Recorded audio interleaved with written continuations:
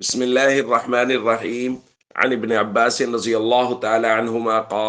قال رسول الله صلى الله تعالى عليه وسلم: إن الله كتب الحسنات والسيئات ثم بين ذلك،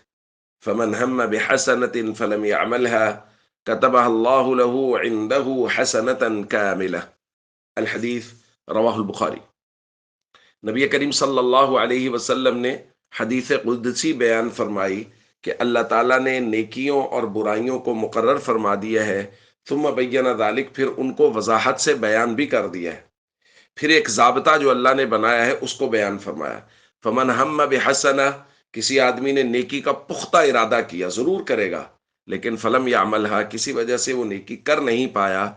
تو کتب اللہ لہ عندہ حسنۃ کاملہ، اللہ تعالیٰ اس کے پختہ ارادے کی وجہ سے ایک کامل نیکی اس کے نامہ اعمال میں لکھ دیتا ہے۔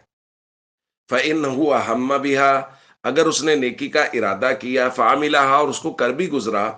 پختہ ارادہ اور پھر نیکی کر بھی لی، كتبها اللہ له عنده 10 حسنات الى 700 ضعف الى اضعاف كثيرة،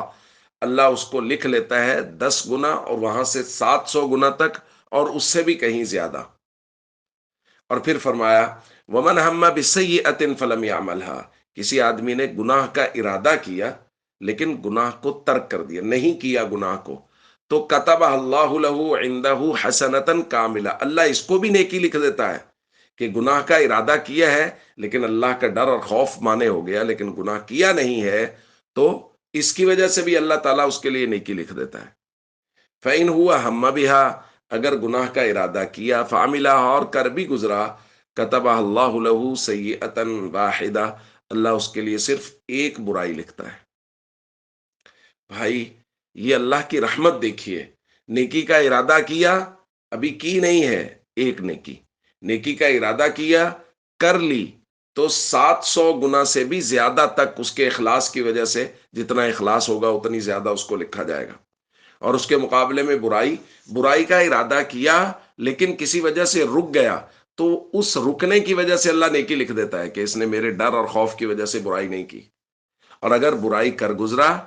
تو پھر بھی ایک برائی لکھی جائے گی، زیادہ نہیں لکھا جائے گا۔ یہ اللہ کی کس قدر رحمت ہے ہم سب پر، اس لیے اللہ کی رحمتوں کو، اللہ کی مہربانیوں کو ہمیشہ سوچنا چاہیے، غور و فکر کرنا چاہیے، اور اللہ کا شکر گزار بندہ بننا چاہیے، فرائض و ارکان اسلام کی بھرپور پابندی کرنی چاہیے، اور نبی پاک صلی اللہ علیہ وسلم کے مبارک طریقوں کے مطابق زندگی گزارنی چاہیے۔ السلام علیکم ورحمۃ اللہ وبرکاتہ۔